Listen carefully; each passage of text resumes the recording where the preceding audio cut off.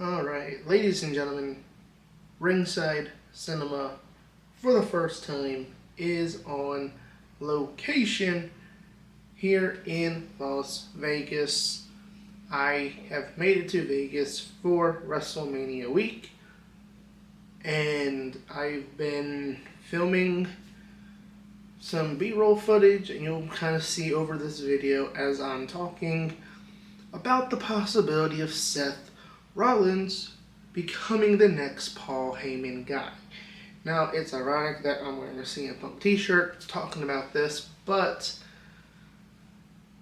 I do think we do need to talk about that being a possibility, or maybe not a possibility, after what happened on Raw on Monday.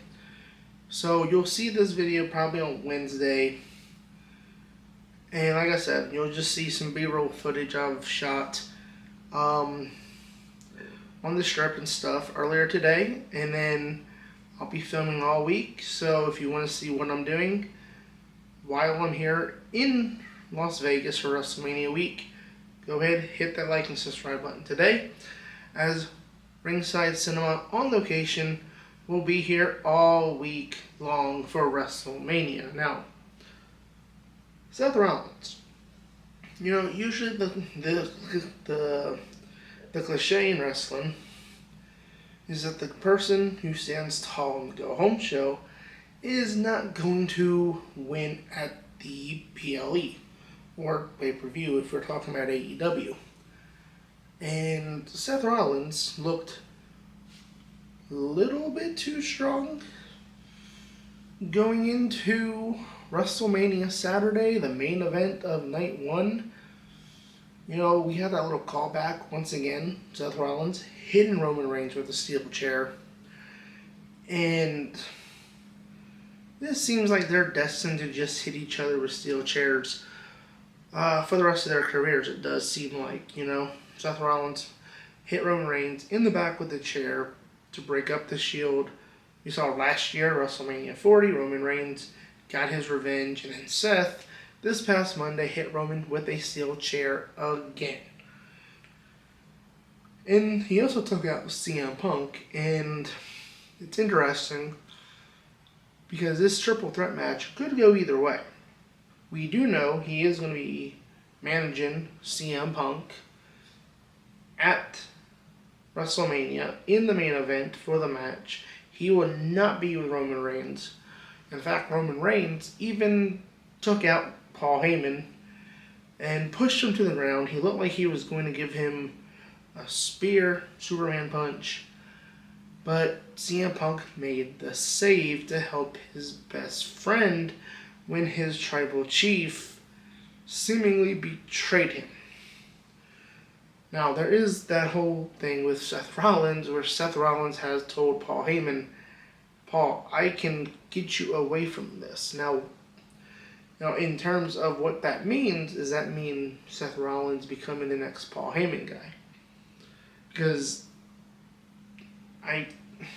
for me, you think a guy like Seth would not need someone like Paul Heyman. But again, CM Punk, as good as he is on the microphone, didn't really need Paul Heyman about 12, 13 years ago when they were paired up.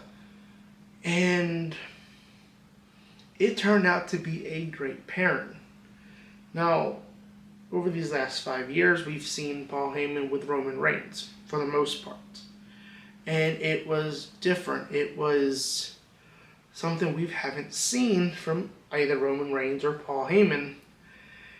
And when Roman Reigns did have his matches with Brock Lesnar, where it was kind of the reverse of Paul Heyman being on the opposite side of Brock Lesnar in the Roman Reigns-Brock Lesnar rivalry that we got for so many years. And it's crazy. Like, I don't know if you guys have seen this, but there's a stat going around. Like, this is the first main event, or the first WrestleMania, where neither Roman Reigns or Brock Lesnar is competing for a world title since WrestleMania 30. And WrestleMania 30 was actually my first WrestleMania that I attended. So, yeah. I mean, it's one of those things where it was different. It wasn't just Paul Heyman being the mouthpiece to Brock Lesnar. It was being the wise man to Roman Reigns and the bloodline. Does Seth Rollins offer something different and unique for Heyman? Would that pairing work? Because at the end of the night, something's going to happen where Paul Heyman is going to be he's intertangled into this little, I guess, quote unquote love triangle, so to speak, or where seemingly Roman has betrayed him. Punk is his best friend, and Seth has said that Heyman owes him a favor. We don't know what that is, right? So does he really owe him a favor, or was the favor just him not stopping him a couple weeks ago when he had the chance to do it? So I am going to be curious to see how Heyman plays into the Night 1 main event, because I feel like that is going to be the key part in who wins. Again, I think, could it be Seth? I think that would be an interesting divert for Seth Rollins' character, to have a guy like Paul Heyman on his side. I think that would be different, especially if, let's say in the draft, Seth Rollins goes to SmackDown, and again, if you make him a heel out of this, maybe he goes after Cody Rhodes after Cody loses the championship, and Seth goes and gets revenge for when Cody came back and beat him 3 times in a row. So it's going to be interesting, because could Heyman still end up leaving with Roman Reigns? Could he leave with CM Punk? I'm intrigued by this match just because of the Paul Heyman aspect of it, and I'm curious to see where it goes. Let me know in the comments below, what do you guys think? Do you think Paul Heyman should align with Seth Rollins? Does he leave WrestleMania Night 1 with CM Punk, Roman Reigns, Seth Rollins, or neither of them?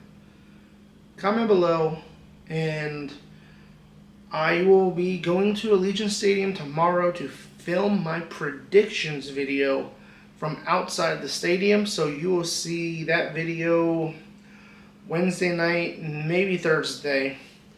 Might be a secondary bonus video of Wednesday if I can get it edited in time, but it might be on Thursday at the latest. So again, Ringside Cinema on location for WrestleMania 41.